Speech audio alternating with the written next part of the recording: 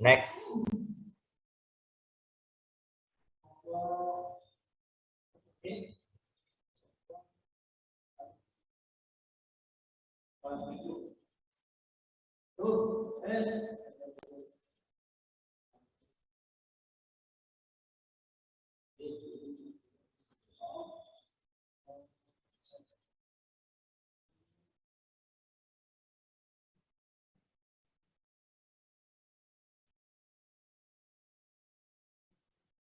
Next.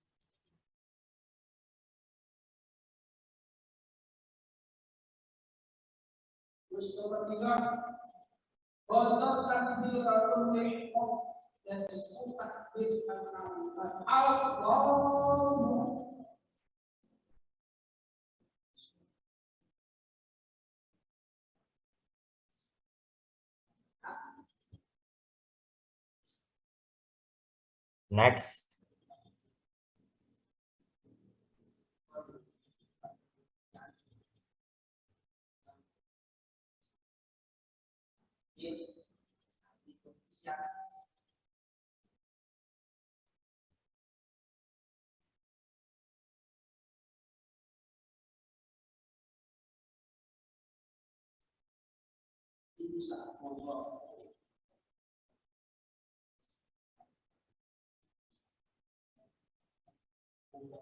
Next.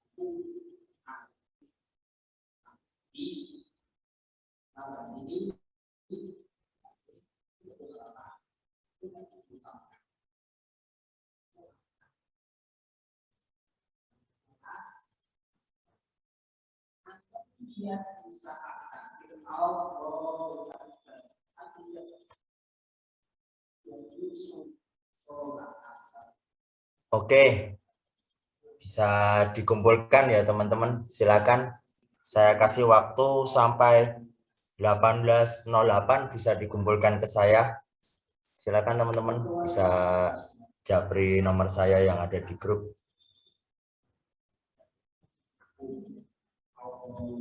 Oh ya, sama mohon maaf ya, karena saya juga basicnya juga mondok, jadi mungkin ada suara dari luar juga, jadi bisa disesuaikan aja dari teman-teman. Silakan yang belum mengirimkan, segera mengirimkan teman-teman. Terus yang ketiga kontak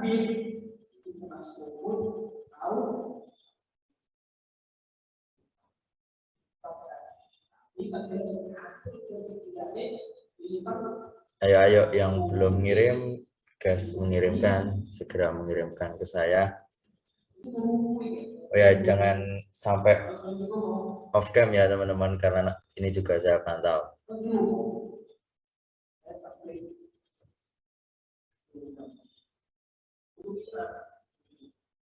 Oke, 18.08 ya teman-teman. Bisa saya mulai. Jadi kita masuk ke pendahuluan dulu nih. Jadi entomologi itu adalah ilmu yang mempelajari tentang arthropoda. Nah, kita kan sudah mulai dari mulai start dari ektoparasit ya teman-teman. Dan kita ilmu yang pertama kita konsumsi itu dari entomologi. Nah, setelah ini kita akan mempelajari apa aja sih spesies yang memang termasuk dari bagian Ordodiptera. Nah, entomologi itu ilmu yang mempelajari tentang filum arthropoda. Nah, arthropoda ini berasal dari dua kata, teman-teman. Dua kata, yaitu dari arthros yang berarti sendi dan podos yang berarti kaki. Jadi, bisa diartikan bahwa arthropoda ini adalah binatang yang memiliki kaki beruas, kemudian berbuku-buku atau bersegmen. Kalau teman-teman tahu kayak kelabang, itu kan badannya kayak ada segmen-segmennya kayak armadillo gitu loh, kayak terenggiling, tapi itu memang bagian dari serangga teman-teman. Nah, jadi binatang yang kita pelajarin ini adalah binatang yang punya kaki beruas atau tubuhnya berbuku atau bersegmen. Nah, arthropoda ini memiliki penutup luar teman-teman. Jadi di segmen-segmen itu adalah bisa dinamai kitin. Jadi kitin itu satu bagian yang memang merupakan penutup luar dari serangga tersebut. Nah, kitin ini kalau dikumpulin namanya itu exoskeleton.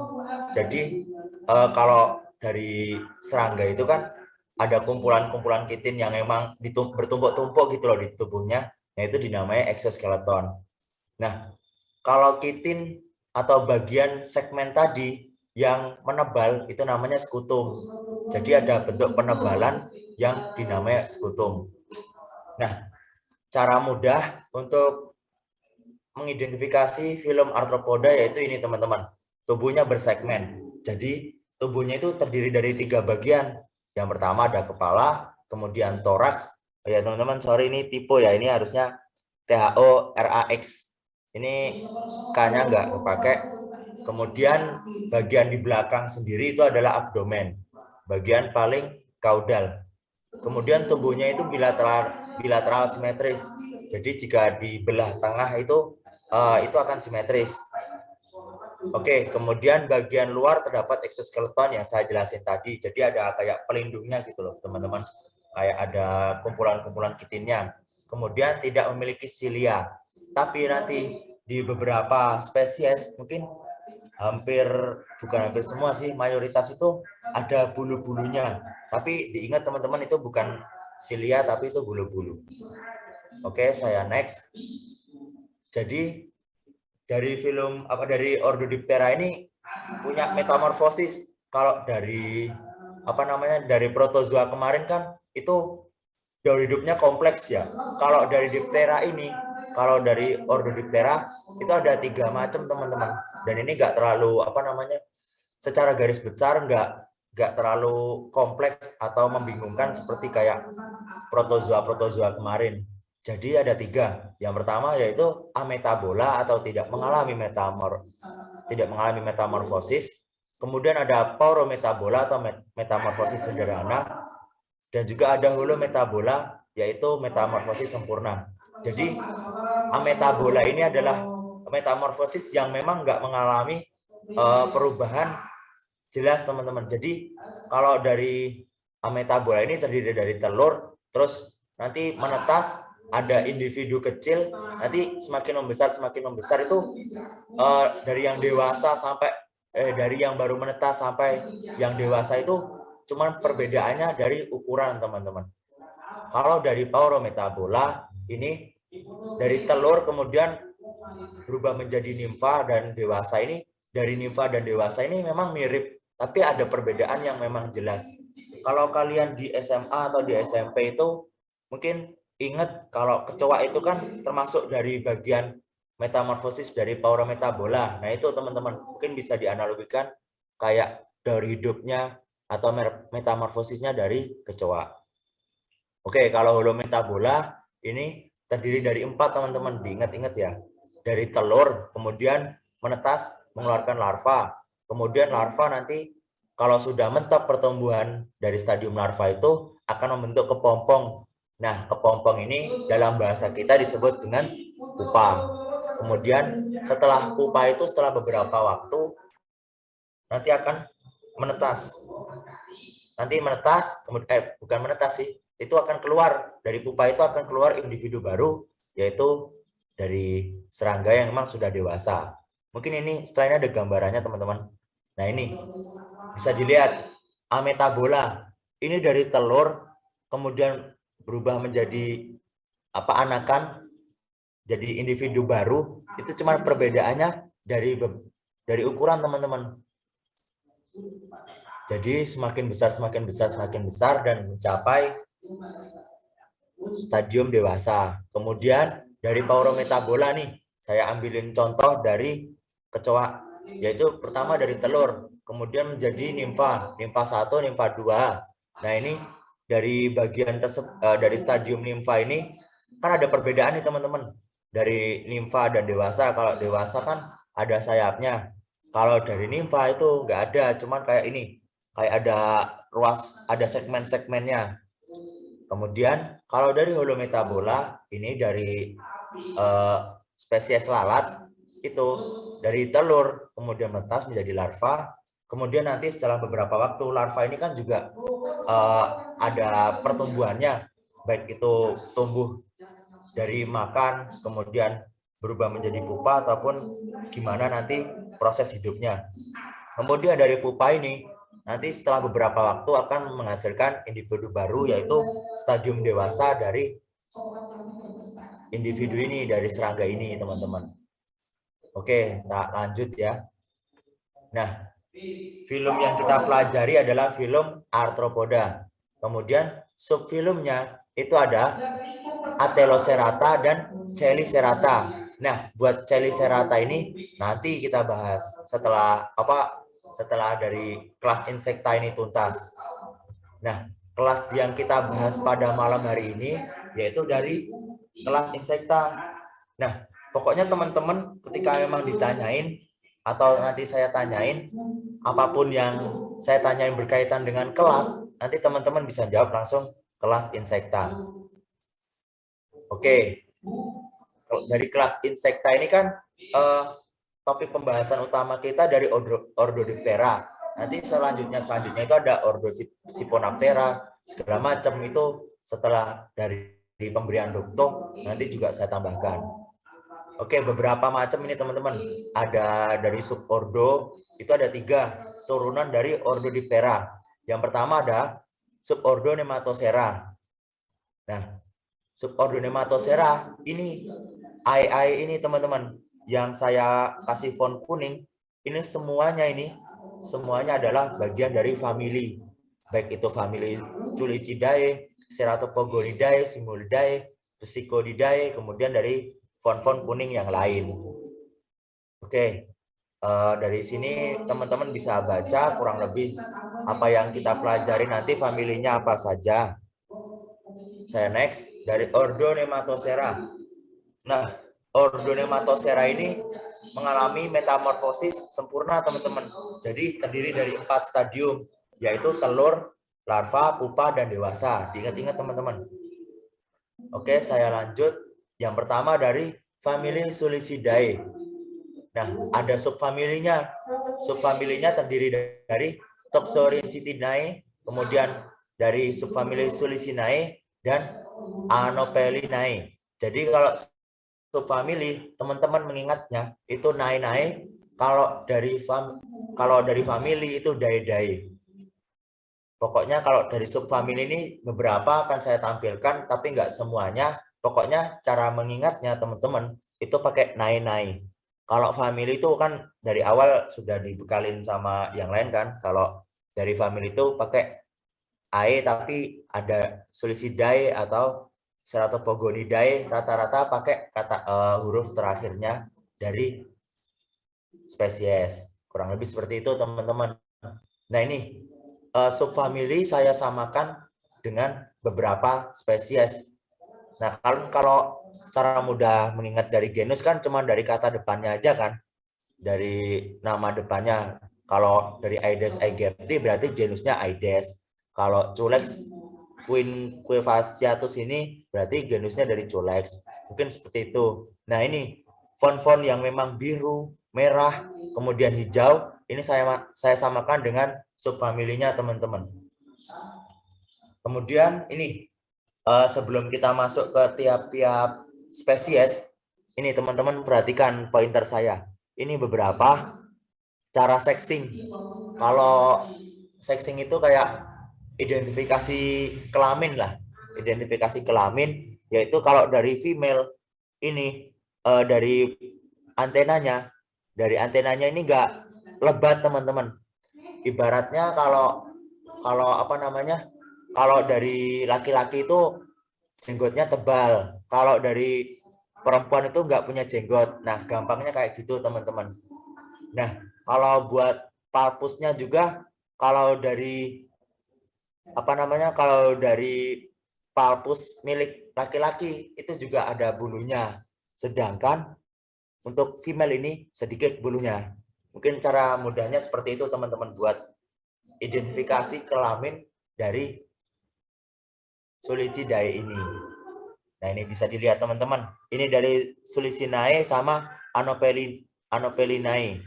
Kalau dari laki-laki berbulu tebal, ada jenggotnya lah istilahnya, cara mudahnya. Kalau dari perempuan itu kosong. Bukan kosong sih, ada, tapi nggak selebat dari milik laki-laki.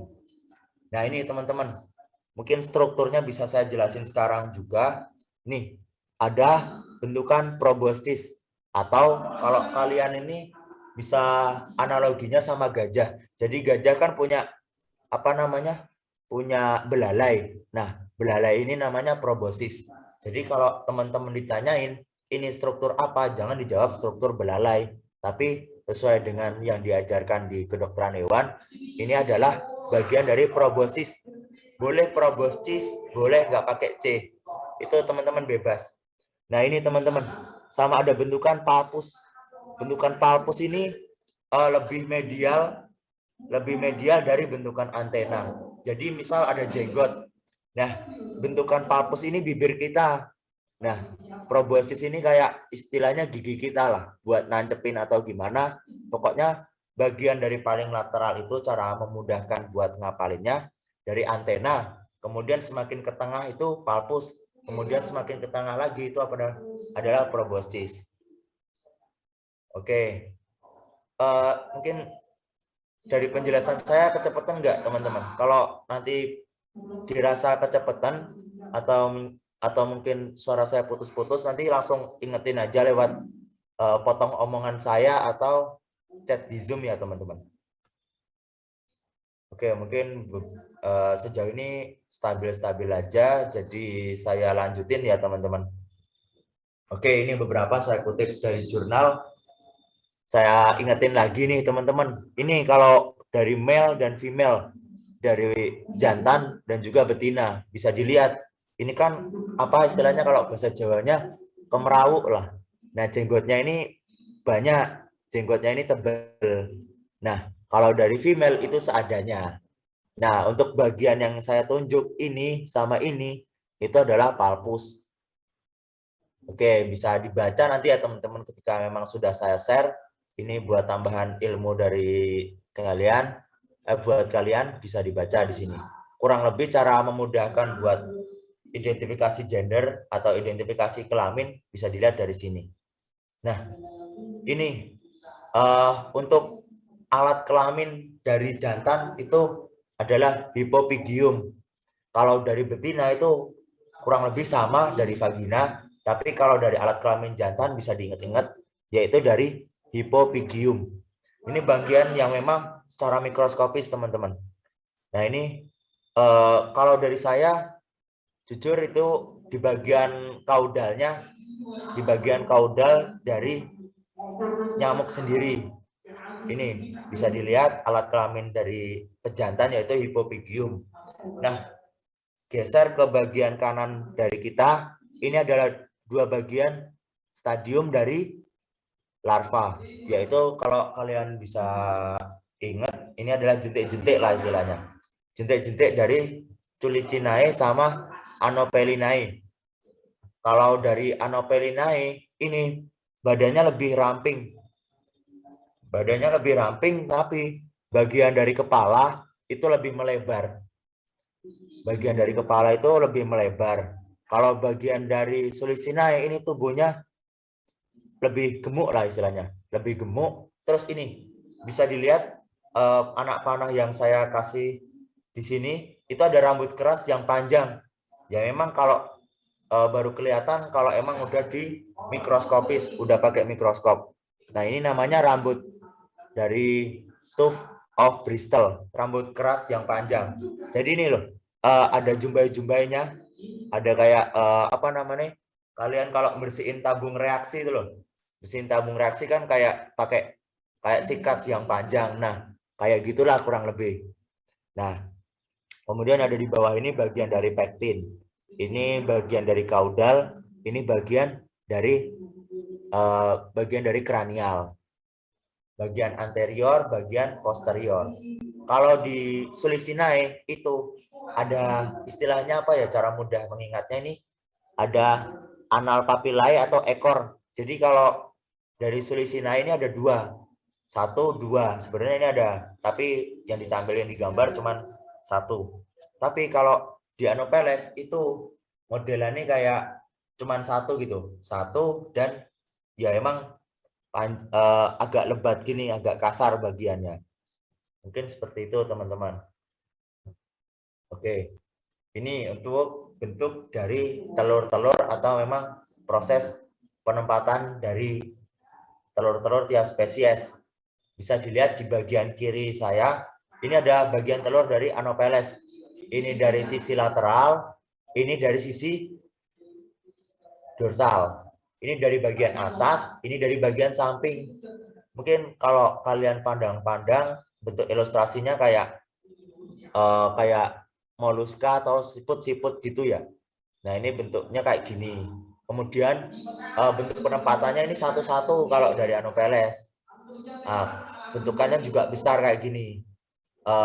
Kalau dari Culex itu bagiannya kayak membentuk tempayan.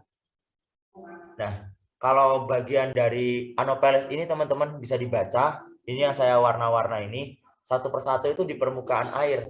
Jadi ini istilahnya bisa mengambang gitu, dan ada pelampungnya. Kalau kalian berenang itu misal dari pundak-pundaknya kalian ada pelampung, nah itu analoginya seperti itu. Dan pelampungnya ini terbuat dari korion.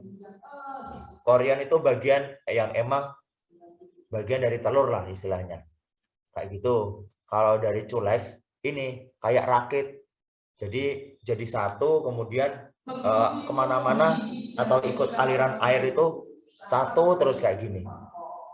Kalau dari Mansonia ini nih, kalau kalian tahu tanaman enceng gondok, kemudian teratai, itu kalau biasa di taman-taman atau di tempat-tempat yang memang airnya ada tumbuhan-tumbuhan kayak gitu, bisa jadi di bawahnya itu ada telur dari Mansonia. Jadi ini Mansonia ini telurnya di bawah air. Nah, kayak gitu teman-teman. Kalau dari Aedes aegypti contohnya, dari Aedes ini telurnya satu tapi kayak banyak gitu loh. Kemudian pada dinding bejana. Jadi di pojok-pojok, misal kalau kalian punya kendi, punya pot, nah kayak kalau di kendi sama potnya itu di bagian dinding-dindingnya ada, bisa jadi ada telur dari Aedes. Nah, ini untuk tambahan ilmu dari saya buat kalian, bisa dilihat ini telur-telur dari huruf A, B, C, D ini dari telur nyamuk. Beberapa macam spesies bisa dibaca ya nanti teman-teman. Mungkin secara gambaran bentuk penempatan telurnya kayak gini. Kalau buat morfologi telurnya kayak gini. Oke. Bisa lanjut dari spesies yang memang masuk pembahasan atau masuk dari mata kuliah, yaitu yang pertama dari Aedes aegypti. Bisa dilihat dari kiri saya, ini beberapa contoh gambarnya. Jadi ukuran tubuhnya ini sedang. Kemudian terdapat lairiform. Apa itu lairiform? Nih, gambar bukan nih, corak-corak yang putih ini kayak zebra ini. Ini namanya lairiform. Jadi garis-garis putih melengkung khas dari torak. Nah, khususnya kalau lairiform ini di torak sini teman-teman. Ini lairiform. Ini bagian melengkung ini loh. Bagian melengkung ini yang memang sudah saya jelas di gambar. Lairiform ini bagian melengkung. Nah, pokoknya kalau dari Aedes aegypti mungkin semuanya sudah paham cara membedakannya dari garis-garis yang mirip zebra itu. Oke, lanjut ke Culex quevastiatus. Sama di sini sebelumnya saya ngingetin terus ke teman-teman, nggak capek-capek. Kalau penulisan itu penting ya teman-teman. Jadi gimana cara atau model kalian ngapalin itu harus bisa lah. Karena masa salah tulisan itu kayak berakibat fatal gitu loh kalau dari penulisan kayak gini. salah kata aja atau kekurangan kata atau kelebihan kata aja bisa beda arti lah, beda spesies gitu bisa jadi. Jadi spesies kedua yaitu Culex quinquefaciatus. Ini merupakan nyamuk rumah paling kecil teman-teman, lebih kecil daripada Aedes atau spesies setelahnya. Untuk morfologinya ini, tubuhnya coklat, kemudian abdomennya dari bagian abdomen ini ada bentuk garis-garis, tapi kalau secara makroskopis, maksudnya secara mata telanjang itu bentuknya lebih kayak bintik-bintik lah, kayak polkadot gitu, bentuknya polkadot. Kalau kaki dan proboscis ini bisa dilihat lebih gelap ya dari bagian tubuhnya. Ini adalah kaki yang warnanya hitam. Jadi proboscisnya ini sebenarnya kalau dari beberapa spesies yang memang asli itu ada warna hitamnya. Ini mungkin kurang hitam ya, tapi ini ada bagian hitam. Bagian hitam, kemudian dari kaki ini hitam, kemudian bentuk sayapnya ini simetris, jadi kiri kanan sama, kemudian berkembang biaknya di tempat kotor atau di rawa-rawa. Kayak misal kolam yang jarang dibersihin, atau banyak lumutnya, atau kurang terawat, itu bisa jadi ada telur dari Culex quinquefaciatus. Oke, ini lanjut ke spesies ketiga yaitu Anopheles stephensi. Anopheles stephensi, pokoknya pengejaannya enaknya gimana sih kalian, itu versi terbaiknya kalian lah. Kalau dari saya pakai HH kayak gini kan emang bentukan tulisannya dari HH kayak gini. Ya, nyamuk Anopheles ini morfologinya itu tubuhnya kecil, kemudian pendek. Nah ini bentukan, ini mungkin karena warnanya hampir homogen ya, hampir sama. Sebenarnya bentuk proboscis, bentuk belalai, sama bentuk palpus yang emang bibirnya ini, itu bentuknya sama panjang. Jadi ada bentukan yang emang sejajar gitu loh, sama panjang lah istilahnya. Nah untuk warnanya beberapa, ini kan mungkin karena sudah lama mati, itu warnanya pucat ya, warnanya gelap. Tapi kalau emang masih hidup itu rata-rata warnanya kuning keemasan. Nah, saat posisi istirahat, abdomen akan sejajar dengan toraks. Mungkin bisa dilihat kamera saya teman-teman. Jadi kalau ketika nyamuk Anopheles ini hinggap di permukaan kayak baju atau tembok, nah itu bentuk abdomennya akan sejajar dengan toraks. Jadi kalau kayak perosotan gitu loh, bentuknya itu miring banget, kayak miringnya lurus gitu loh, lurus tapi miring. Nah, Anopheles bentuk istirahatnya kayak gitu. Kalau dari spesies keempat kita yaitu Mansonia uniformes, itu bentuk tubuhnya besar, kemudian panjang, serta sayapnya ini asimetris. Jadi kan nggak terlihat ya teman-teman. Nah ini kayak bertumpuk-tumpuk gitu, dan kesannya nggak simetris. Nah maka dari itu bisa dikatakan kalau Mansonia uniformes ini adalah spesies nyamuk yang sayapnya itu asimetris. Nah sama kalau hinggap beda dengan nyamuk Anopheles. Kalau nyamuk Anopheles itu kan simetris, jadi kayak penggaris yang dimiringin kayak gitu. Kalau dari Mansonia ini membentuk sudut. Jadi antara toraks sama abdomennya itu melengkung gini teman-teman. Jadi kayak keberatan ekor gitulah. Jadi abdomennya kayak nggak bisa atau susah mungkin ya diangkat kayak gitu. Oke, next. Nah ini sekiranya kurang lebih tambahan atau tambahan ilmu buat kalian. Tadi kan saya sebutin kalau subfamili ada Toxonainae tadi lah. Mungkin nanti bisa teman-teman baca.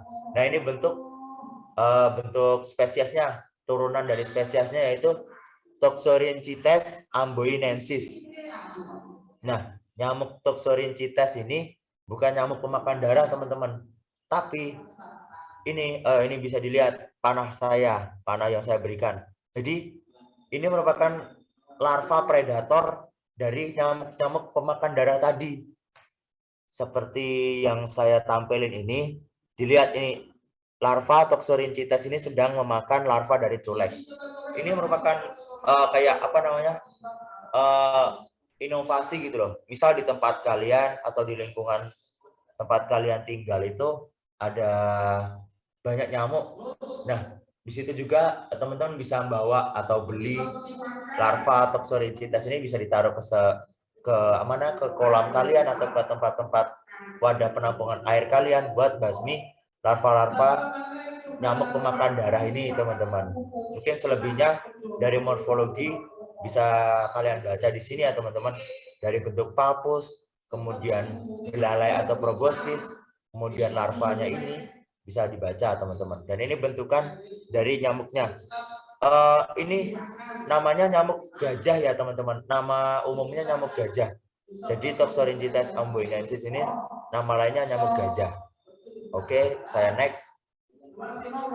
Setelah kita bahas dari family Culicidae, kita belajar dari Ceratopogonidae. Family, sekali lagi, family Ceratopogonidae. Untuk genusnya itu dari Culicoides. Untuk spesies yang memang sering kita singgung dari kemarin yaitu dari Culicoides arakawae. Nah, ini sorry ya teman-teman, ada vektornya ini sebenarnya R-nya 1, nanti saya perbaiki.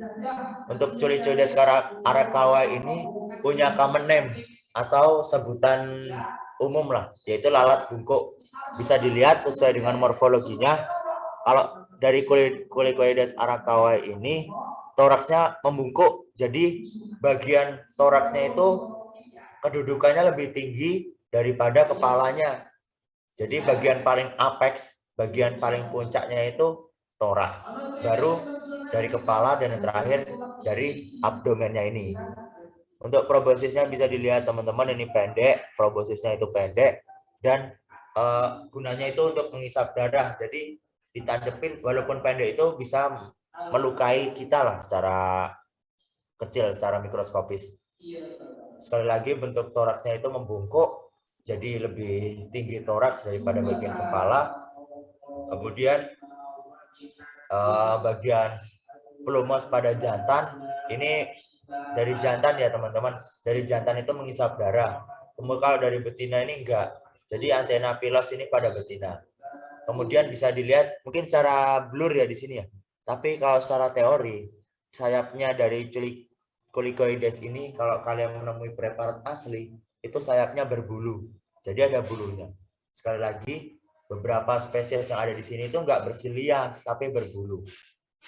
Nah, kalau vektor Culicoides ini merupakan vektor dari Leucocytozoon cowleri yang kita bahas kemarin, teman-teman. Ini merupakan protozoa darah yang menyebabkan penyakit malaria-like disease.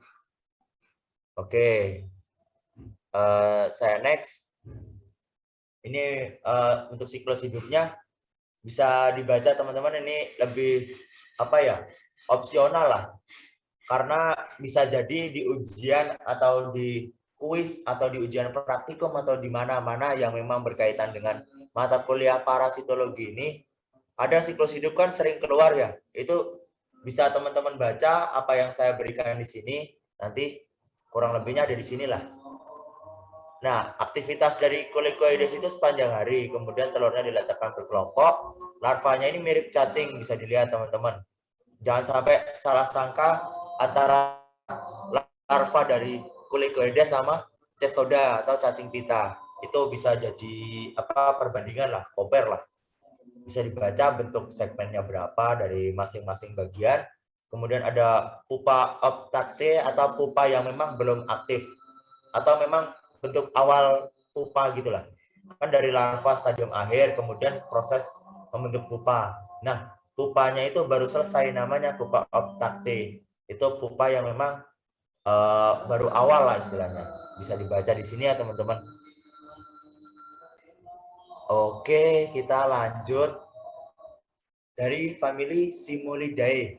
Spesies yang kita bahas Simulium sp, aka black flies, as known as black flies atau lalat hitam. Nah, lalat hitam ini punya hospes yaitu dari unggas, baik itu ayam maupun spesies-spesies unggas lain. Untuk morfologinya kurang lebih sama kayak Culicidae, kayak Culicoides tadi, toraksnya itu berada di apex. Kemudian ini bisa lihat dari belakang sini ya, dia nggak punya plumos atau jenggot. dan pilus inilah. Nah, dia itu punyanya proboscis. Jadi proboscisnya itu berfungsi sebagai penyobek kulit. Jadi ketika kulit kita disobek atau kulit hewan disobek, nah itu proboscisnya langsung nancep, masuk, dan ambil darah kita atau ngambil darah hewan, dikonsumsi lah. Kemudian ini, kalau kalian secara jeli atau kepala mata kalian lebih dekat dengan laptop, saya tunjuk ini. Ini ada bulu-bulu teman-teman, bisa dilihat. Bulu-bulunya warnanya bulu-bulu perak lah. Kurang lebih warnanya perak atau ya kuning lah. Tapi secara teori bulu-bulunya warnanya perak. Nah, kalau sayapnya ini, sayapnya nggak bersisik dan nggak berbulu di bagian kaudalnya sini. Tapi kalau di dekat ujung-ujung sini, itu keikutan ada bulunya. Di sini kan di sayapnya ini ada vena, namanya vena anterior. Nah, di sini ini ada bulu-bulunya, tapi semakin ke belakang, sebentar ya teman-teman, tak ambil sih.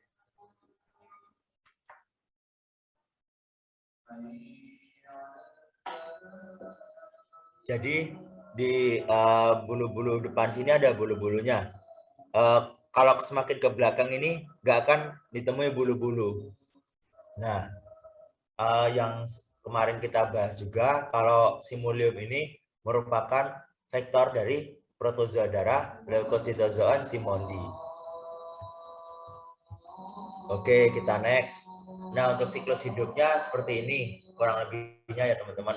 Bisa dilihat, ada bentukan memang khusus ya, kurang lebih sejauh kita belajar, sejauh saya belajar itu ada bentukan khusus dari larva simulium. Ini ada bentukan kayak tangan gitu loh, kayak kalau kalian tahu analoginya cheerleader lah, kan ada kayak gombal-gombalnya ini loh, apa namanya, kayak jumbai-jumbainya. Ini ada bentukan lengan, namanya prolek.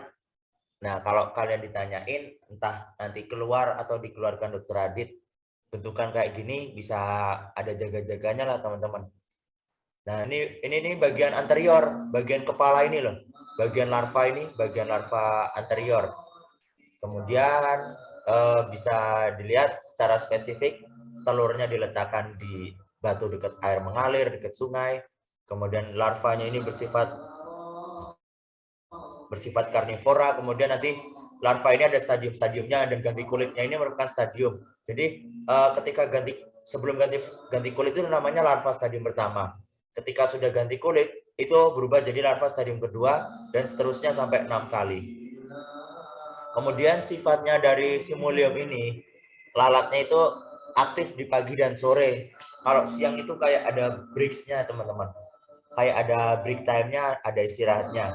Jadi istirahatnya itu di daun-daun dekat tanah. Jadi misal kayak kalian punya pohon cabai atau memang pohon-pohon atau tanaman-tanaman hias yang nggak terlalu tinggi, nah itu bisa jadi di bawahnya itu ada bagian dari bukan bagian sih, ada spesies dari simulium, bisa jadi loh ya.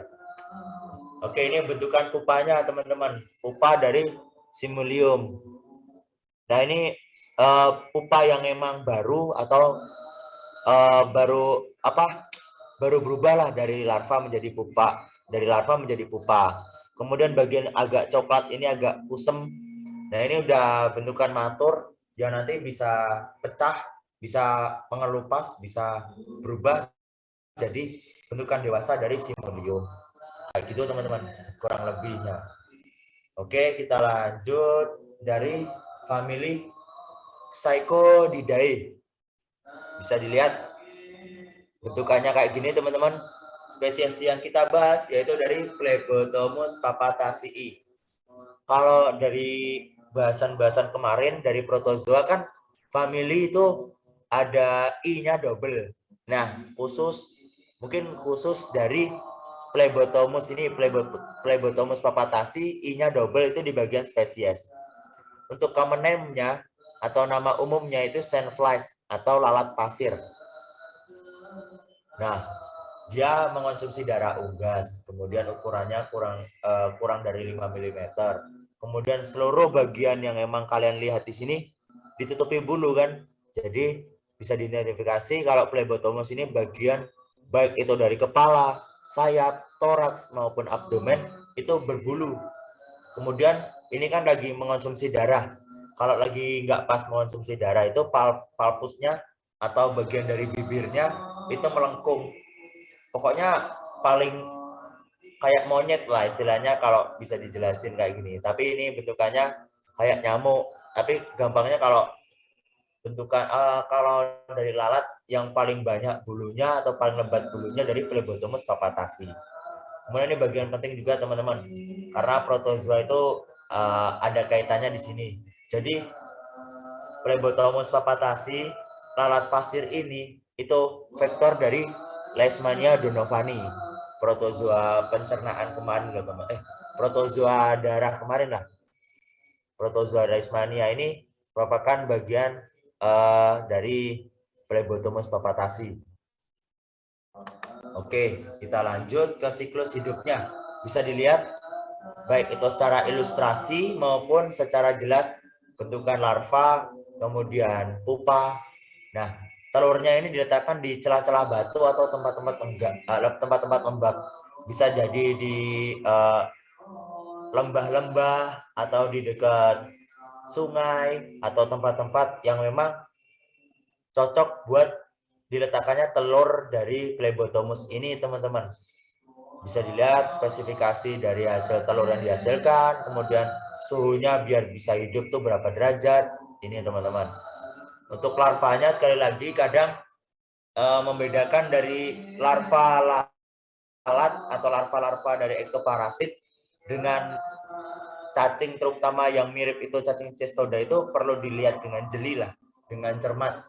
Karena kan kita juga udah belajar, jadi teman-teman punya bekal lah, punya basic buat membedakan apakah itu spesies dari stadium dari larva ektoparasit ataukah itu memang spesies dari cestoda. Bisa dilihat ini yang saya tunjuk, ini pupa yang matur, pupa yang siap menetas. Kalau ini baru baru awal lah, ini masih muda, ini udah dewasa, ini udah matur. Untuk bentukan dewasanya seperti ini dan bisa dilihat baik-baik nanti ya teman-teman. Oke, kita pindah ke ordo Brachycera. Sebelumnya ada yang ingin ditanyain atau belum? Jika belum bisa saya lanjut. Jika ada yang ditanyakan langsung potong omongan saya ya teman-teman, nggak perlu sungkan-sungkan. Karena emang yang perlu ditanyakan bisa segera ditanyakan.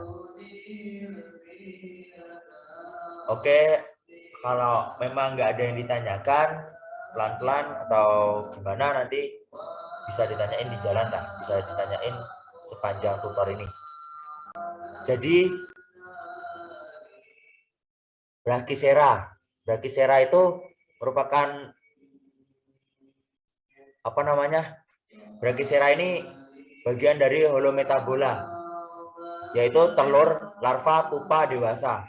Jadi kurang lebih sama kayak Nematosera tadi, ini Brachycera ini mengalami metamorfosis sempurna. Oke, mungkin spesiesnya bisa saya tunjukin, yaitu dari famili Tabanidae. Famili Tabanidae itu punya 3 spesies yang memang fokusnya kita pelajarin malam ini, yaitu dari Tabanus rubidus, kemudian dari Hematopota, kemudian dari Chrysops dispar yang memang muncul dari Prites tadi loh. Nah, kalau Tabanus rubidus ini nama umumnya yaitu lalat kuda, kemudian Hematopota ini lalat totol. Bisa dilihat, disesuaikan dengan gambar teman-teman.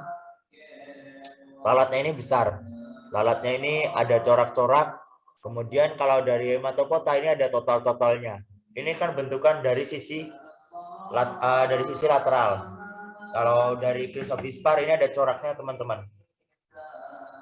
Nah, buat subordo dari Brachycera ini itu lalatnya bentukannya besar-besar teman-teman. Jadi kalau secara makroskopis teman-teman itu lebih mudah buat memandangnya, lebih mudah buat mengidentifikasinya. Kalau dari subordo Nematosera tadi kan bentukannya kecil-kecil, kemudian dari bentukan larvanya juga kecil-kecil. Nah, itu perlu ketelitian sama perlu alat bantu mikroskop. Tapi kalau dari sini bisa dilihat teman-teman. Bisa dilihat dengan mudah lah, lebih mudah dari Nematosera tadi. Kalau hospes dari ketiga spesies ini dia menyerang hewan-hewan ternak, baik itu ternak sapi, kerbau, dan kuda. Kalau dari domba maupun kambing itu bisa jadi terserang, tapi belum, mungkin di jurnal sudah ada publikasinya, tapi saya belum membuka apakah emang itu fix bisa menyerang kambing dan domba atau gimana. Tapi secara teori, secara yang memang sudah ada publikasinya, sapi, kerbau, kuda ini merupakan sasaran dari 3 spesies ini teman-teman. Dari ordo Brachycera, subordo Brachycera ini.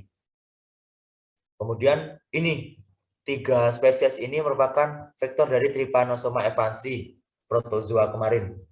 Untuk morfologinya bisa dibaca, besarnya 1,5 sampai 2,5, bisa diukur dengan penggaris, warnanya itu rata-rata warna coklat, kemudian proboscisnya ini pendek, dan ini fungsinya buat menyobek juga, nyobek kulit dari hewan ternak, ataupun bisa menyerang ke manusia juga teman-teman, hati-hati.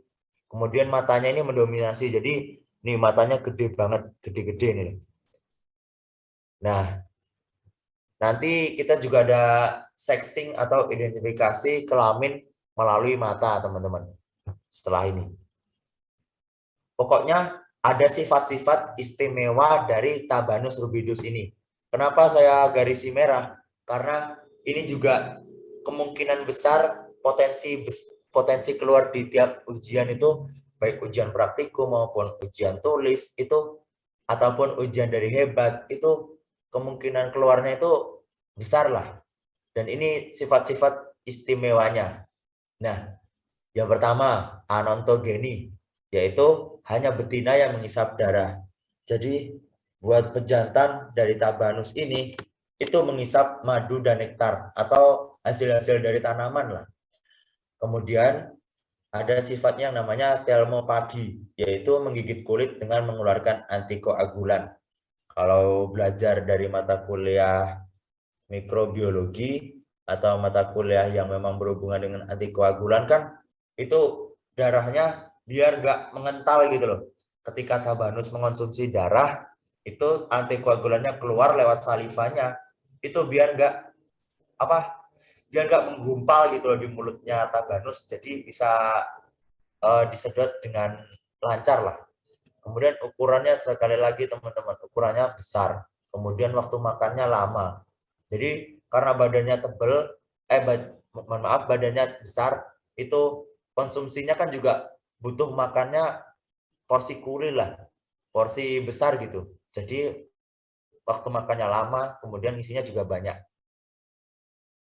Nah, ketika Tabanus ini pergi atau udah kenyang gitu istilahnya, dia akan meninggalkan luka karena ukurannya tuh kayak silet gitu loh, kayak jilet. Jadi meninggalkan luka gitu ketika memang sudah nggak dikonsumsi lagi sama Tabanus. Kemudian sifatnya itu interrupted feeding, yaitu makanya terputus-putus.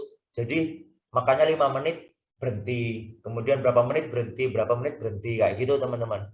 Jadi maksud dari interrupted feeding itu makanya dikit-dikit berhenti, dikit-dikit berhenti.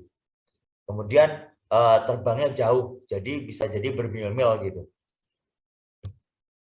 Kemudian siklus hidupnya seperti ini, bentuk telurnya bertumpuk-tumpuk kayak gini. Hasil telurnya itu kurang lebih 500 sampai 600 butir. Kemudian telurnya oval, bisa jadi diletakkan di dekat tumbuhan air kayak gitu. Kemudian pupanya ini bisa dilihat sesuai dengan pointer yang saya kasih. Ini bentuknya subsilindris. Maksudnya subsilindris itu enggak full silindris, tapi hampir silindris, hampir oval gitu. Lalat jantannya ini penghisap madu, jadi dia herbivora lah teman-teman, mengonsumsi hasil dari tanaman. Ini untuk bentukan dari larvanya. Larvanya ini bersifat karnivor teman-teman. Oke, kita masuk ke sexing atau identifikasi kelamin dari dari Ordo Nih, cara mudahnya kalau dari diphthera itu perempuannya dikoptik. Jadi ada gangnya ini loh, ada space-nya teman-teman. Kalau dari cowok itu namanya holoptik, kalau dari perempuan atau dari betina itu dikoptik. Jadi cara bedanya kalau female itu jaraknya jauh, kalau holoptik itu dempet kayak gitu teman-teman. Oke, kemudian kita masuk ke subordo Cyclorapa. Nah, sekali lagi saya ingetin penulisannya, diingat-ingat ada R double, kemudian ada huruf H, ada huruf P, dan ini juga merupakan holometabola, jadi telur, larva, pupa, dan dewasa. Lanjut, pertama yang kita temuin di sini adalah famili Gastropilidae. Spesiesnya itu adalah Gastropilus intestinal atau nama lainnya Gastropilus equi. Cara mudahnya kalau dari Gastropilus equi atau intestinal ini hospesnya kuda. Nah, morfologinya ini bisa dilihat bentukannya kan mirip kayak lalat, bukan kayak lalat, kayak lebah ya, atau kayak tawon gitu, tapi lebih besar. Jadi bisa di compare lah nanti antara Gastropilus intestinal dan lebah.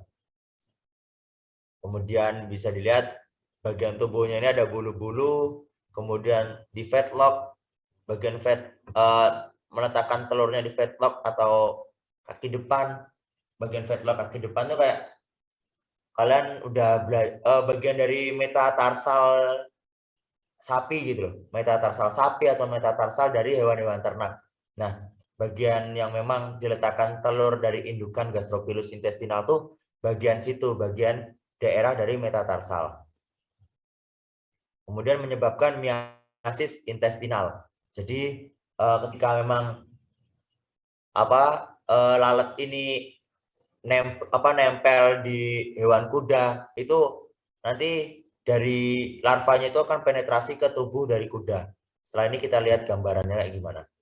Nah, ini teman-teman. Larvanya ini kan Gastropilus itu kan ektoparasit. Tapi larvanya ini bisa ikut aliran darah. Setelah ikut aliran darah, kemudian dia akan penetrasi ke lambung. Namanya kan Gastropilus intestinalis. Dan untuk bentukan larvanya berada di lambung atau stomach. Jadi dia berhinggap di situ. Ini bisa dilihat teman-teman. Secara gambaran daur hidupnya, mohon maaf kalau kalau blur ini kan dari telur, kemudian jadi larva, kemudian masuk ke lambung, kemudian pendewasaan larva, kemudian keluar bersama feses, kemudian di feses itu berubah jadi pupa, pupa menetas, pupa berubah jadi Gastropilus dewasa. Ini bisa dilihat pupanya pada feses kuda. Kemudian kita masuk ke famili Muscidae, famili yang memang sering kita temuin karena memang sering ada di sekitar kita. Yang pertama itu adalah Musca domestica atau lalat rumah. Jadi morfologinya bisa dilihat ini secara gambarannya, toraksnya itu warnanya abu-abu. Mungkin di sini kelihatan hitam karena memang pencahayaannya terlalu redup ya di foto ini. Jadi abu-abu kekuningan sampai abu-abu gelap itu sesuai dengan umur atau dari maupun dari pencahayaan saat foto dari Musca domestica ini. Kemudian toraksnya ini ada 4 garis, 1, 2, 3, 4. Jadi di punggungnya itu ada 4 garis.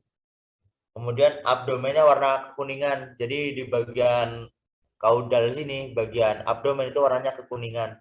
Kalian kan juga mesti sering lihat lah bentukannya kalau Musca domestica atau lalat rumah ini hinggap.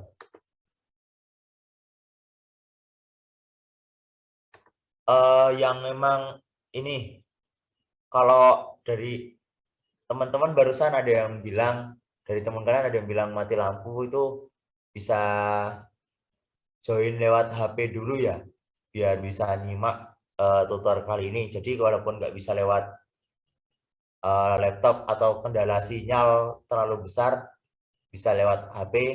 Nanti kalau udah lebih baik bisa join, bisa on cam lagi. Oke, saya lanjut tanpa berlama-lama. Jadi sifatnya ini, lalat ini bukan penghisap darah ya teman-teman. Kan kalian kalau sering lihat atau sering menyaksikan lalat ini di tong sampah atau tiba-tiba hinggap di makanan, itu dia kan emang bukan, basicnya bukan lalat penghisap darah kayak simulium atau Polycoides tadi, tapi dia itu biasanya ngekor gitu loh. Apa istilahnya, kalau istilah Jawanya ngintil.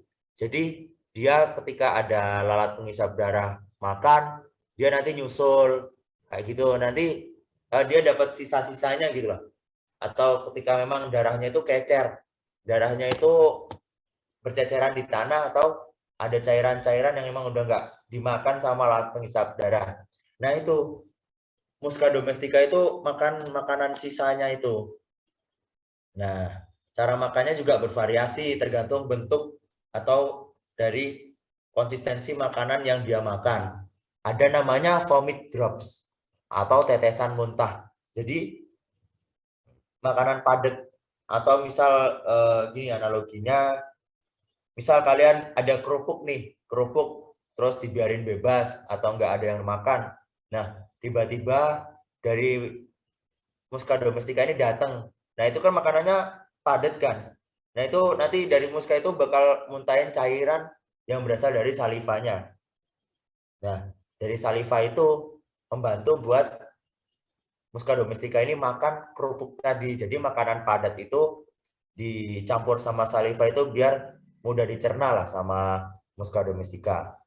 Nah, karena menyebabkan apa namanya dari lalat penghisap darah ini kan tadi diikutin sama Musca. Jadi hasil dari sisa makanan yang ditinggalkan sama lalat penghisap darah itu akan menyebabkan miasis cutaneus. Jadi miasis cutaneus itu penyakit yang hasil atau interpretasi hasil dari Musca yang makan darah-darah busuk tadi. Itu kan banyak nanti hinggap di ternak yang ada luka, itu kan nanti membusuk, ada bakteri atau segala macam. Itu dari publikasi yang memang sebelumnya saya temuin dari jurnal itu, lalat ini bawa banyak sekali mikroorganisme penyakit. Ada yang bilang di jurnal nasional itu kurang lebih 75 penyakit dibawa sama Musca domestica ini. Kalau secara jurnal internasional itu lebih dari itu teman-teman, karena emang publikasinya kan beda-beda sama sampelnya juga beda-beda. Jadi miasis cutaneus ini merupakan penyakit atau gerbang awal dari penyakit-penyakit setelahnya gitu. Jadi penyakit primer lah kurang lebih namanya. Oke, saya lanjut ke spesies Muscidae lainnya. Jadi ini cuma sekedar nambah wawasan kalian, nambah sedikit pengetahuan kalian. Selain Musca domestica itu ada spesies Musca apa lagi sih? Nah ini, ada namanya Musca sorben. Bentuknya itu lebih abu-abu dari lalat rumah. Ini kan di luar ya. Jadi kurang lebih ada 1, 2, 3, 4. Nah ini ada garis toraksnya ini 4 longitudinal. Kurang lebihnya sama kayak Musca domestica. Tapi warnanya lebih abu-abu. Kemudian berkembang biaknya dari kotoran-kotoran ini mengganggu manusia dan ternak. Nah, akar masalah dari banyaknya penyakit yang dibawa oleh muska-muska ini, itu kan dia berkembangnya di tempat-tempat kotor. Jadi banyak banget banyak banget mikroorganisme penyakit yang emang ada di tubuhnya si muska ini. Nggak heran kenapa di jurnal-jurnal publikasi itu dia banyak sekali menyebabkan penyakit bawaan kayak gitu teman-teman. Oke, ini juga tambahan buat sekedar ilmu kalian dari spesies Vannia, N-nya double atau biasa dikenal sebagai little houseflies. Bentukannya lebih kecil, cara identifikasinya juga bisa dilihat dari matanya ini lebih merah tua, lebih merah marun tua. Kemudian cara berkembang biaknya juga di kotoran, kotoran basah, mengonsumsi kotoran, sampah, bahan makanan yang busuk, atau bahan makanan segar juga bisa dimakan sama dia. Hidupnya juga di tempat lembab dan sejuk juga. Kalau Musca domestica kan bentukan spesiesnya itu hidupnya di tempat tropis kayak kita di Banyuwangi yang panas ini tuh cocok lah buat Musca domestica. Tapi kalau di Vania ini mungkin hidupnya bisa jadi di daerah-daerah dataran tinggi, teman-teman. Oke, lanjut ke siklus hidup dari Musca tadi, yaitu dari telur. Bisa dilihat spesifikasinya, butuh berapa derajat, jumlahnya yang dihasilkan berapa. Ini bentukannya. Mungkin kalau secara sekilas atau secara awam, kalian melihatnya kayak beras ya, kayak beras pulen gitu ya. Nah, ini merupakan bentukan telur dari Musca tadi. Kemudian larvanya kayak gini, ini bentukan posteriornya, ini bentukan hooknya, ini bentukan anterior. Jadi bentukan anteriornya itu kayak lebih lancip, jadi kayak ngebor lah istilahnya, buat berpenetrasi ke daging atau ke bahan-bahan makanan, sumber-sumber makanan dari larva ini.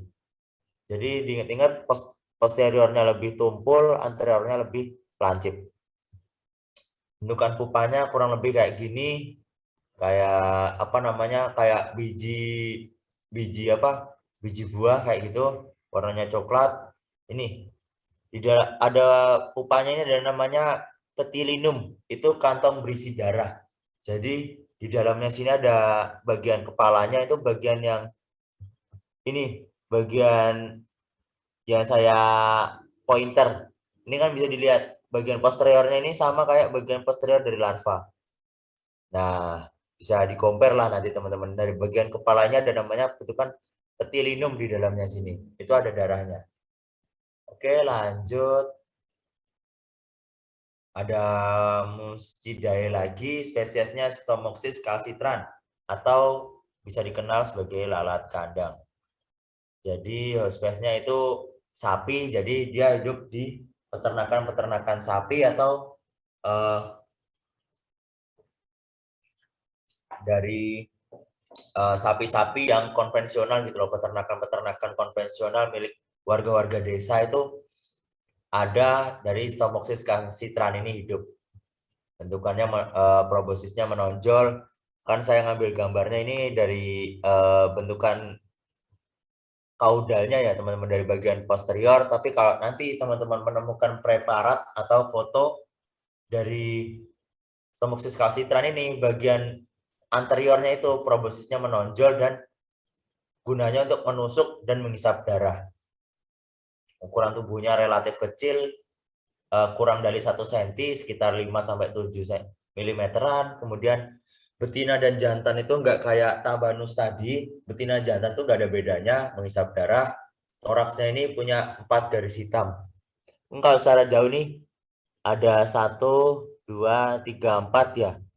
Kalau secara kayak gini mungkin ini bagian hitam, terus ini hitam, sama ini hitam. Itu totalnya ada 4 bagian hitamnya.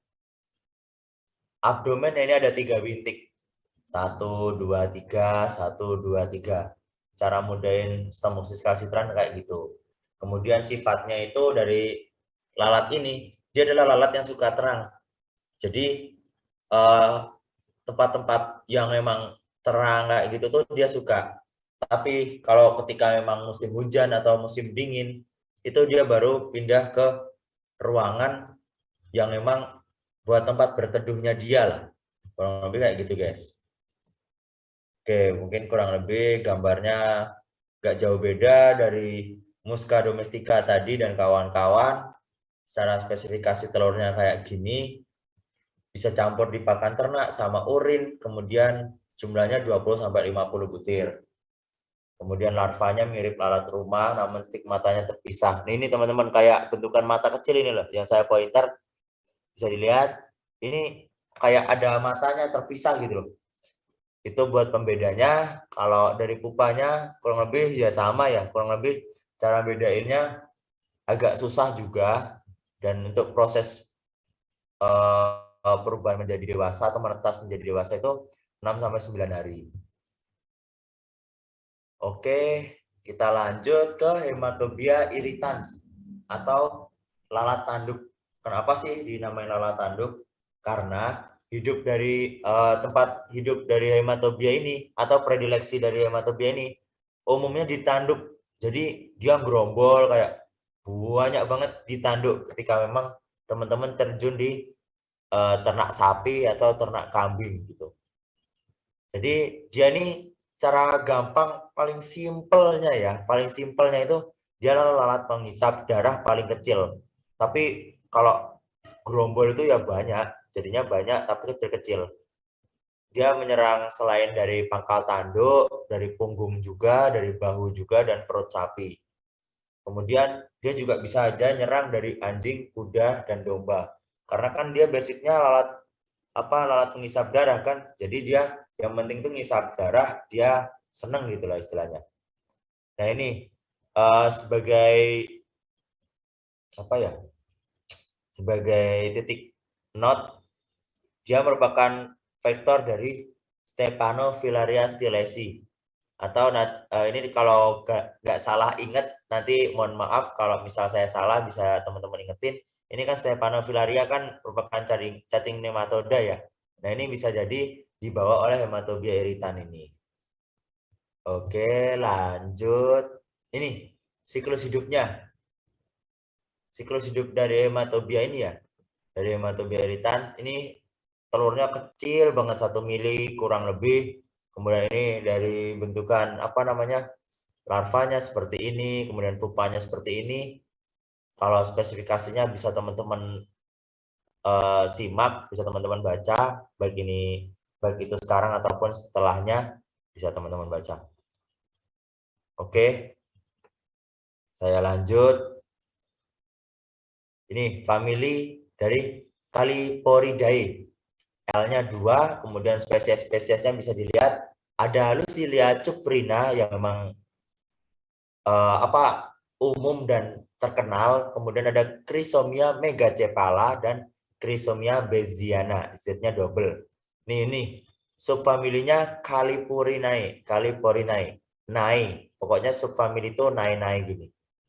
Bisa dilihat morfologinya, compare dari Lucilia, Chrysomia atau Chrysomia megacephala maksud saya, sama Chrysomia beziana itu ada perbedaan-perbedaannya, walaupun dari warna kelihatan mirip. Dari tubuh dari matanya ini, matanya coklat kemerahan, kemudian pasangan kaki pertama ini warnanya hijau cerah. Jadi kakinya kan ada 6 ya kalau dari Orthodiptera, dari film arthropoda ini kebanyakan. Nah ini ada sepasang kaki pertama ini warnanya hijau cerah. Kemudian kepentingan atau menyebabkan penyakit miasis kutaneus kayak Musca domestica tadi. Kalau kalian sering lihat di pasar atau kalian sering temui di pasar ikan, pasar daging, pasar ayam, jagal-jagal kayak gitu, biasanya kalian temuin ketiga spesies ini. Nah, Chrysomia megacephala atau biasa dikenal sebagai lalat hijau botol, itu matanya merah besar. Kan namanya megacephala, jadi kepalanya itu gede.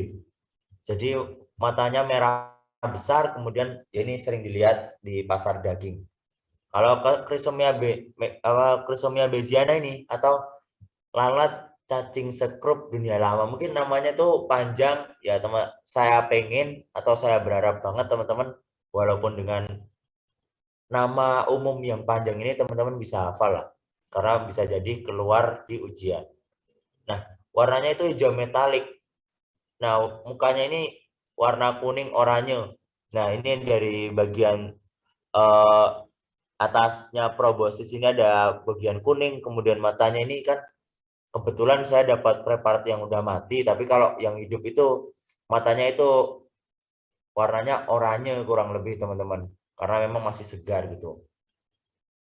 Jadi Chrysomia beziana ini menyebabkan miasis obligat pada manusia dan hewan. Miasis obligat itu kayak gimana sih? Jadi ketika emang nggak bisa menyerang hewan, maksudnya miasis obligat itu dia bisa membawa agen penyakit maupun tidak membawa agen penyakit. Maksudnya dari miasis obligat itu kayak gitu teman-teman. Dan untuk sedikit tambahan, itu ada Bopinus intonsus, yaitu ulat kaki yang menyerang sapi, kambing, dan kerbau. Untuk nomor 4 ini cuman kayak tambahan ilmu lah, tambahan wawasan buat kalian. Karena jujur, selama saya menyusun PPT atau belajar dari tahun-tahun sebelumnya, tahun-tahun yang memang saya ditutorin, itu Bopinus Intonsus itu ulatnya ini aja di Google sulit gitu loh. Di Google sulit, kemudian cara nunjukin ke teman-temannya juga ke teman-teman ke kalian ini susah gitu loh. Jadi ya ini mungkin karena memang cuma tambahan dari Dokter Adit, ya susah lah buat ditampilin ke teman-teman gitu. Bisa dilihat tambahannya kayak gimana, ciri fase lalatnya itu sebesar lalat rumah, kemudian aktif di musim kemarau, kayak musim-musim kayak gini yang jarang hujan kayak gitu teman-teman. Oke, ke famili Caliporidae selanjutnya ada Sarcophaga hemorrhoidalis atau biasa dikenal sebagai lalat daging. Merupakan subfamili dari Sarcophaginae. Nah, ini bisa dilihat teman-teman. Bentukan abdomennya ini terdapat kayak corak papan catur gitu teman-teman. Kalau dari Stomoxys tadi kan itu bentukannya bulat-bulat. Kalau dari Sarcophaga ini bentukannya kotak-kotak. Nah, warnanya kurang lebih hitam ke abu-abu tua lah. Istilahnya kurang lebih spesifik abu-abu tua. Kemudian terdapat 3 garis gelap. Satu, ini bisa diperhatiin pointer saya teman-teman. 1, 2, 3. Nah ini totalnya 3 dari toraks. Kemudian bersifat viviparus. Jadi kita mungkin sejauh ini kenal kalau vivipar itu cuma terjadi di reptil. Kayak dia menetas di bagian tubuh induk. Di dalam tubuh induk itu menetas duluan. Jadi ketika induk dari Sarcophaga ini hinggap dan mengeluarkan stadium itu udah jadi stadium larva. Jadi dia menetasnya di dalam tubuh. Kayak gitu istilahnya viviparus itu maknanya. Oke, saya lanjut. Ini bentukannya kurang lebih seperti ini. Bentukan pupanya bisa dilihat dari pointer saya. Terus dari bagian ventral dari Sarcophaga itu kayak gini. Kemudian larvanya ini dalam bangkai atau kotoran atau sayuran busuk. Kemudian setelah larvanya ini sudah selesai, stadium akhirnya sudah mulai berakhir, itu pupanya akan eh, itu apa namanya berubahnya di tempat yang memang lebih kering dari daging, bangkai, kotoran ataupun sayuran-sayuran tadi. Kurang lebih kayak gitu teman-teman. Kita beralih ke famili Hippoboscidae, yaitu beberapa ini. Ada Hippobosca equine dan Hippobosca maculata. Teman-teman coba ingat-ingat yang memang saya pointer merah, yaitu Hippobosca maculata. Karena kalau dari pengalaman saya, tahun-tahun yang sebelumnya itu saya ditutorin kakak-kakak, mbak-mbak, itu Hippobosca maculata yang memang lebih sering keluar daripada nama-nama Hippobosca equine. Tapi ini juga perlu diperhatiin karena apa yang tidak terduga itu juga kadang yang nggak kita sangka-sangka gitu loh. Jadi bentukannya ini bisa dilihat, di compare palpinya itu palpusnya pendek, kemudian tebel, ada proboscis juga. Ini gunanya itu bisa ditarik kayak apa ya kak teman-teman? Kalian tahu meteran yang bisa ditarik ulur tarik ulur gitu loh. Mungkin kayak gitulah compare-nya. Jadi apa namanya proboscis atau palpusnya ini bisa dihisap, dikeluarin, dihisap, dikeluarin kayak gitulah. Kayak fleksibel lah. Kemudian tubuhnya ini warna coklat kemerahan, bisa dilihat warnanya terang banget. Kemudian ada bercak-bercak kuningnya. Kalau secara teliti bisa lihat teman-teman di sini ada bercak kuning, kayak ada corak-coraknya lah. Kemudian tubuhnya ini menyempit. Jadi ini kan ketutupan sayap ya. Sebenarnya itu bagian toraks, terus bagian abdomennya menyempit kayak gitu. Kemudian bentuknya membulat atau persegi itu sesuai dengan apa yang dia makan ya. Apakah dia udah makan darah atau belum kayak gitu.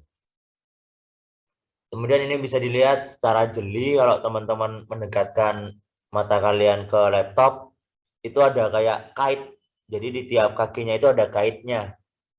Nah ini ada kait warnanya hitam. Jadi kalau misal dia hinggap menghisap darah biar dia nggak jatuh. Nah perannya kait dari tiap kaki-kakinya itu di situ biar dia nggak jatuh. Baik itu ketika hewannya itu gerak ataupun lagi lari bahkan kayak gitu teman-teman.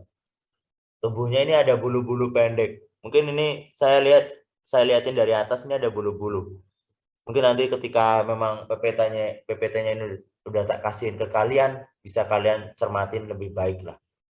Untuk host base-nya ini dari sapi maupun kuda. Tapi anjing dan unta ini juga dapat terserang teman-teman karena memang sekali lagi basicnya Hippobosca ini kan juga lalat penghisap darah ya. Oke, lanjut ke Melophagus ovinus, aka lalat atau kutu domba.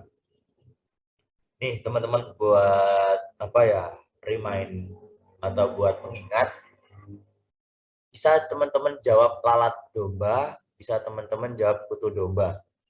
Jadi karena bahasan kita ini lalat, jadi lebih baik saya anjurin buat teman-teman ketika ditanyain Melophagus ovinus ini common name-nya apa, bisa teman-teman jawab lalat domba. Bisa dilihat dia nggak punya sayap. Satu-satunya spesies yang kita bahas hari ini yang nggak punya sayap ya ini Melophagus opinus. Tapi dia berbulu tebel. Ini bulunya tinggi-tinggi loh, jegrak-jegrak atau berdiri-berdiri. Dan abu-abu coklat warnanya. Kemudian toraksnya warnanya coklat dan abdomennya warnanya abu-abu. Kemudian ada kait-kaitnya ini teman-teman kayak spesies ini tadi. Kayak Hippobosca. Kemudian spesiesnya domba, kemudian dia merupakan vektor dari Haemoproteus columbae. Kemudian mohon maaf teman-teman, ini sebenarnya Haemoproteus columbae ini ya, miliknya Pseudolincia. Mungkin saya salah masukin, nanti saya perbaikin teman-teman. Oke, mungkin dari itu untuk larvanya bisa dilihat, larvanya ini nggak bisa bergerak. Jadi ketika dari indukan Melophagus ini mengeluarkan mengeluarkan telur, itu menetas, nggak lama kemudian menetas, dan larvanya ini nggak bisa bergerak kayak larva-larva sebelumnya kita tadi loh, itu nggak bisa bergerak. Tapi setelah larvanya ini menetas, itu bakal berubah jadi pupa. Nah ini yang merah ini, jangan sangka ini telur, tapi ini sebenarnya ini pupa teman-teman. Pupa, kemudian yang bentukan di tengah ini merupakan Melophagus ovinus yang memang masih muda. Jadi pupa ini menetas, ini muda, ini udah dewasa. Kayak gitu teman-teman. Oke, ini merupakan spesies terakhir dari Hippobosca, dari Hippobosidae, famili Hippobosidae, yaitu Pseudolincia canariensis.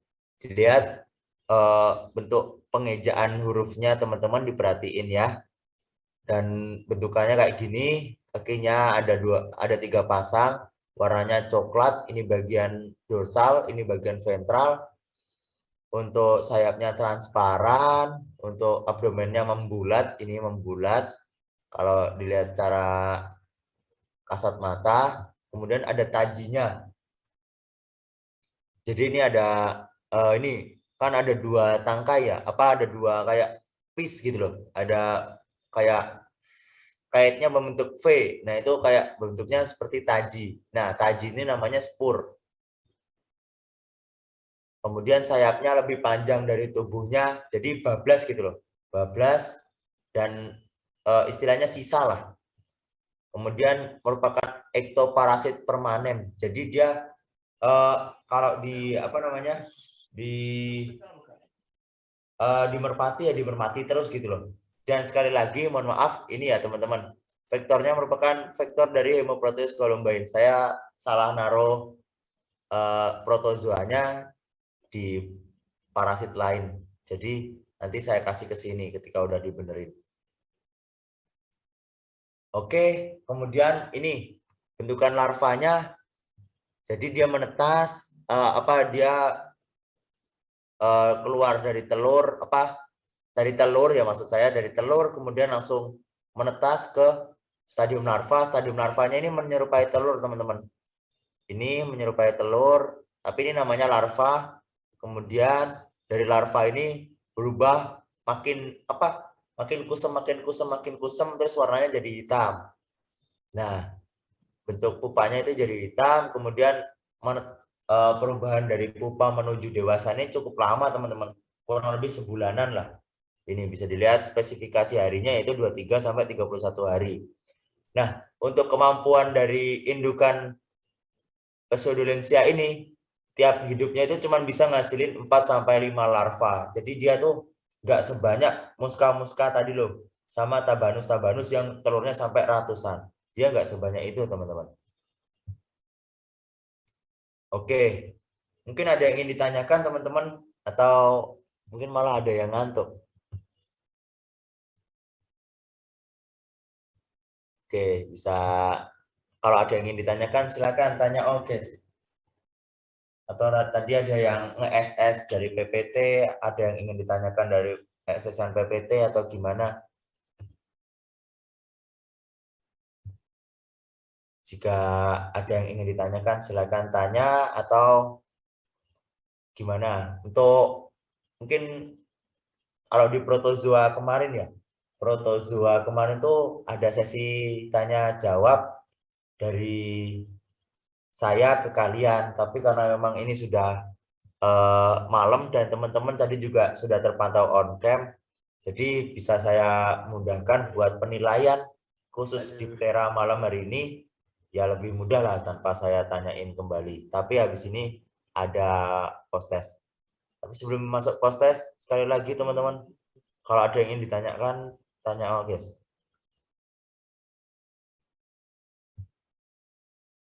Kalau dari penulisan ya, mungkin penulisan itu teman-teman saya tekenin bener biar nggak biar nggak salah latihan nulis atau sering-sering baca kembali gitu loh, baca-baca kembali buku atau gimana, itu biar kalian bisa lah tahu baik itu dari klasifikasinya dari film ke spesies itu, teman-teman bisa benar-benar tahu penulisannya gimana, mungkin kayak gitu. Oke, kalau nggak ada, nah, kalau emang benar-benar nggak ada, teman-teman bisa siapin kertas sama, oh gimana? Ada yang ingin ditanyakan? Enggak mas. Oke Lam. Oke, siapin kertas sama ini ditulis nama NIM-nya ya. Sebentar.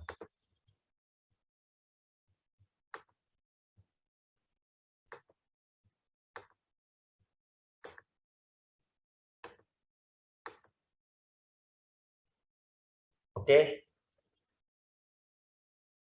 1927 ya sekarang.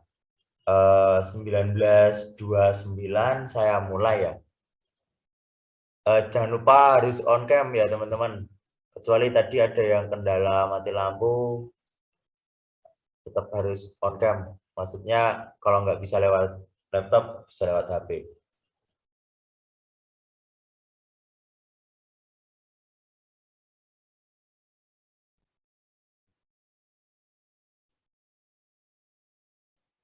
Sembilan belas dua puluh sembilan saya mulai.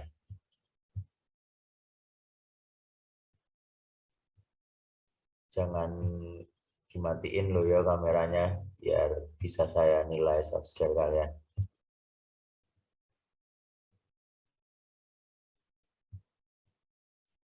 Oke, instruksinya sama.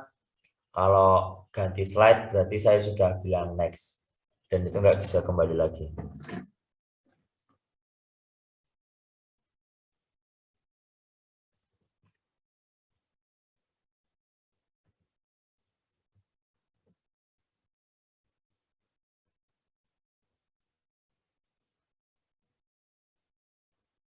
Oke, tunggu semenit lagi.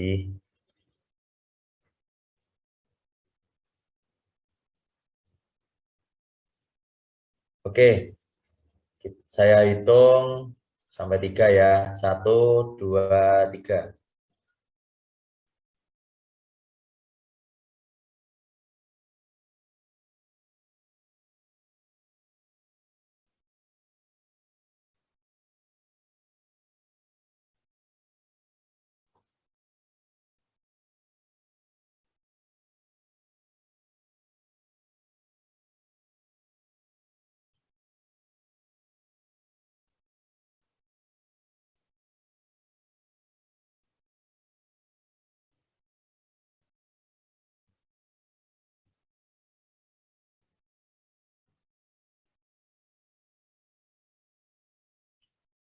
Next.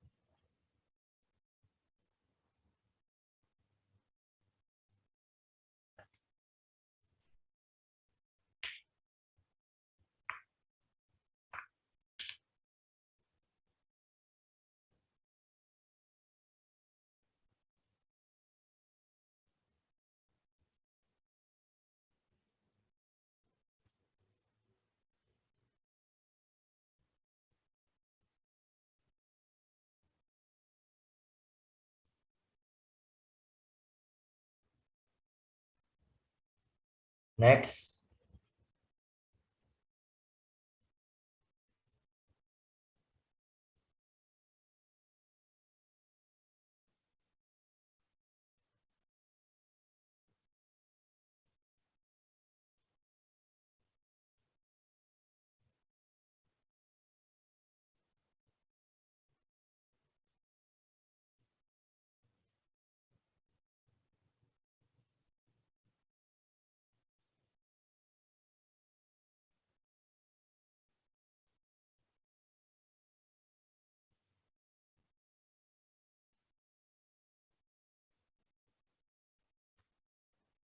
Next.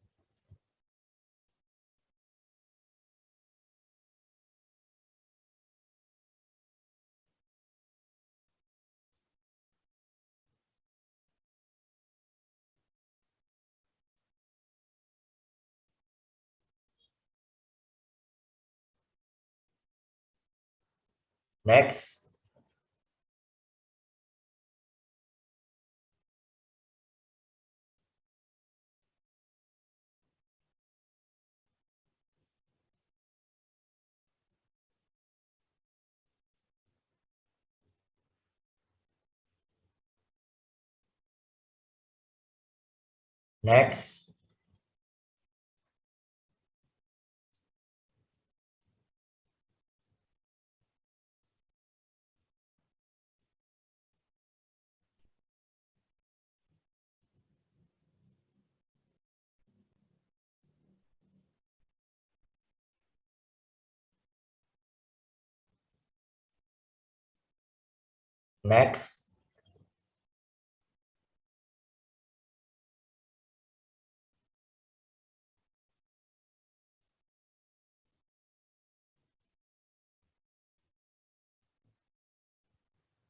Next.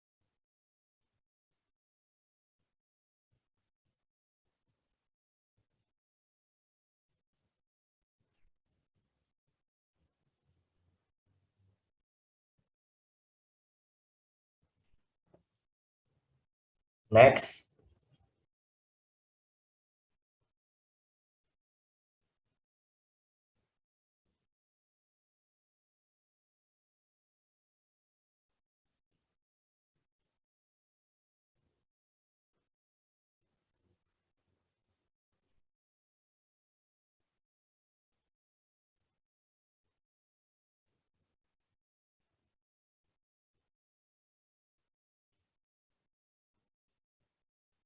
Next.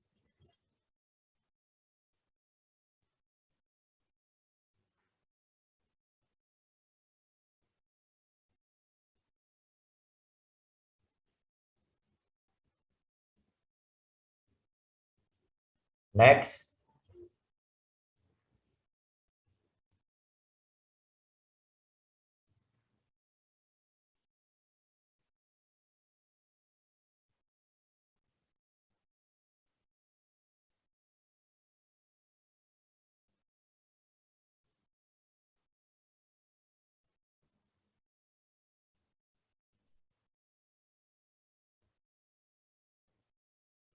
Oke, silakan kumpulkan dalam 30 detik ya teman-teman. Pastiin tulisan kalian bisa terbaca sama saya, nggak blur dan nggak telat juga ngirimin ke WA saya. Silakan. Nggak apa-apa, langsung foto aja, nggak perlu permisi mas, nggak apa, santai aja. Langsung kirim aja guys, daripada waktunya tersita. Tapi kalau mau diketik juga nggak apa.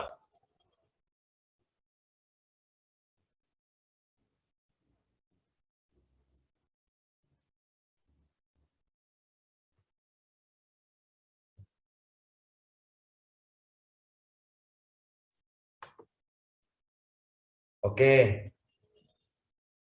mungkin kayaknya udah semua ya. 1, 2, 3. Oke, oke.